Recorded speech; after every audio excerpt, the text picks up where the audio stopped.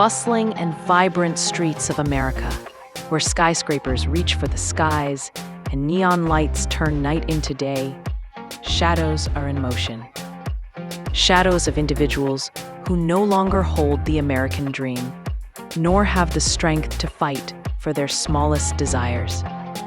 These are the victims of a silent and merciless war, a war with the white powder of death. Laughter from children resonates from the parks. Yet just a few steps away, those laughs turn into bitter silence and choking coughs. Sunken eyes, gaunt faces, and trembling hands.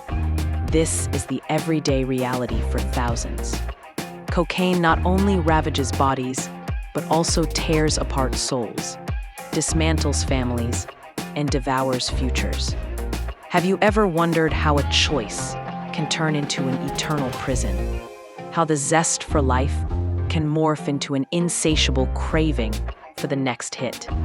Today, join us as we delve into the depths of this tragedy, a place where each puff is a step toward irreversibility. The story of cocaine in America is not a new phenomenon, but rather an old and deep wound that becomes more infected each day, injecting new life into the body of society. Let's begin with a bitter question. Why, in a country that is a cradle of freedom and opportunities, do so many people fall victim to a substance that strips them of freedom and opportunity? Imagine the streets of Los Angeles, New York, Chicago, cities that symbolize progress and modernity. But if we stray a little from the tourist paths and luxury shopping centers and step into the less affluent neighborhoods, into the narrow and dark alleys, beneath bridges, and into abandoned corners, we encounter an entirely different world. A world where survival takes precedence, and peace is a foreign and unattainable word. In these areas, cocaine is not merely a recreational substance. At times, it serves as an escape from harsh economic realities, from poverty, from unemployment, from systemic discrimination, and from a sense of hopelessness. When a bright future is nowhere in sight, the now becomes the sole criterion. And unfortunately, cocaine offers a fleeting promise of that now, filled with euphoria. You may wonder how this substance has become so widely accessible. The answer is simple: the cycle of supply and demand. Complex trafficking networks, stretching from southern borders to busy ports, deliver this death powder to the hearts of cities. Huge profits have turned this black market into a ruthless and massive industry. Law enforcement, the government, and drug-fighting organizations are all engaged in this unending war.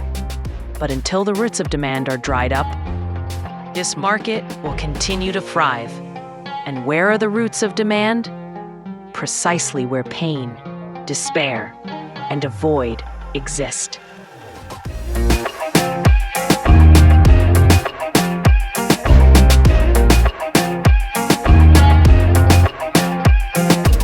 Let's hear some personal narratives. The individuals I have spoken with share similar stories. James, a 45-year-old former factory worker, describes experiencing a free fall after being laid off and losing his job. He says, "At first, it was about forgetting, so I could sleep at night. Every time I used, the world took on a different hue. The pain of unemployment, the shame in front of my wife and kids. Everything vanished for a few hours. But those few hours consumed my entire life." Sarah, a 27-year-old former nursing student, is a victim of childhood abuse. She states, "Cocaine gave me a sense of power. feeling I never had in real life. I thought I had regained control, but it controlled me. Now, my entire purpose in life has become finding money for the next hit. These are just two examples of the thousands of heartbreaking stories flowing through various corners of America. Stories of individuals who once had dreams, families, and futures. But now, their entire existence is at the mercy of a chemical substance.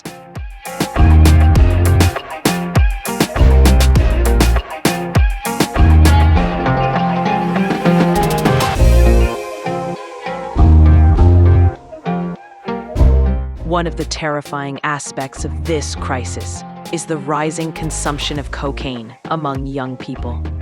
The modern world imposes unique pressures on the younger generation. Pressure to succeed, to be seen on social media, to meet unrealistic standards. Amidst this, cocaine has become a dangerous temptation. Sometimes, drug use begins out of curiosity, peer pressure, or as an escape from the anxieties of adolescence. However, the line between a one-time experience and addiction is extremely thin, and many young people overlook this red line, quickly falling into its grasp. Young and inexperienced bodies become accustomed to cocaine more swiftly, and this addiction has devastating consequences for their intellectual, physical, and emotional development. Education is abandoned. Relationships with family deteriorate, and a future that could have been bright is swallowed by the darkness of addiction.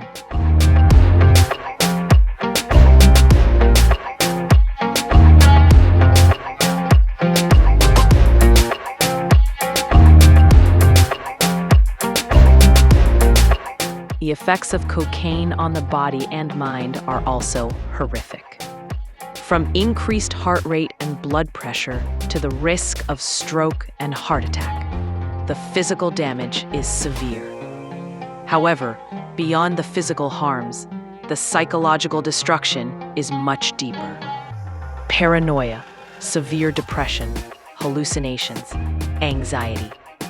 Cocaine rewires the brain, disrupts its reward system, and causes individuals to feel restless and uncomfortable, even in the absence of the substance. This vicious cycle traps individuals in a prison of need and suffering.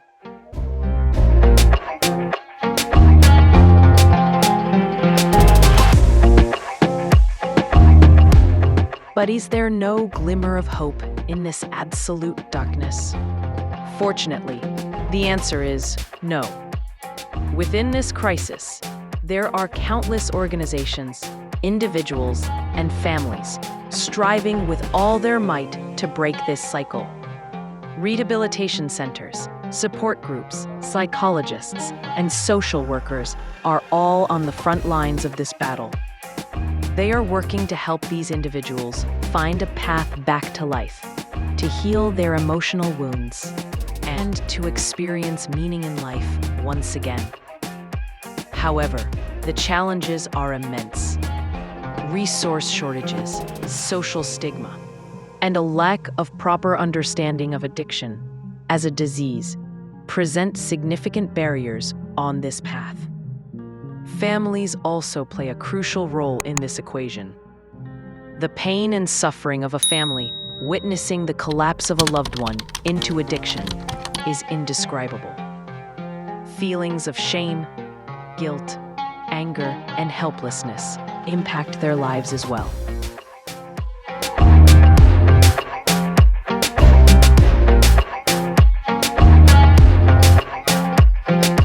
As a society, we bear a significant responsibility toward these individuals.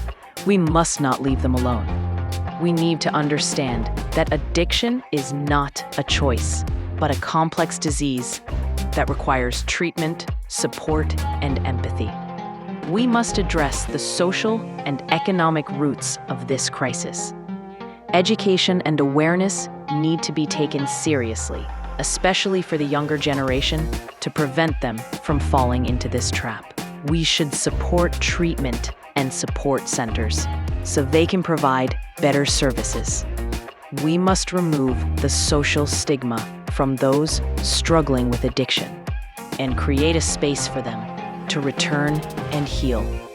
This is a collective responsibility, not just for governments, but for each of us as human beings.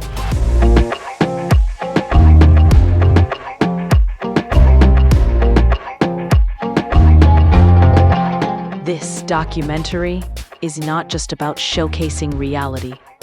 It is a call to action, a call to see, to hear, and to take action. A call to reflect for a moment on what we would do if we were in their shoes. This is an invitation for empathy, for awareness, and for change. This story is still unfolding, and the fate of countless individuals depends on how we react. I urge you to share this video with friends and family to raise awareness about this issue. Talk about addiction, break its taboos, and promote understanding and empathy instead of judgment. If you know someone struggling with addiction, encourage them to seek help and do not withhold your support. Every small step we take can make a significant difference. Let us work together to contribute to building a more aware and supportive society.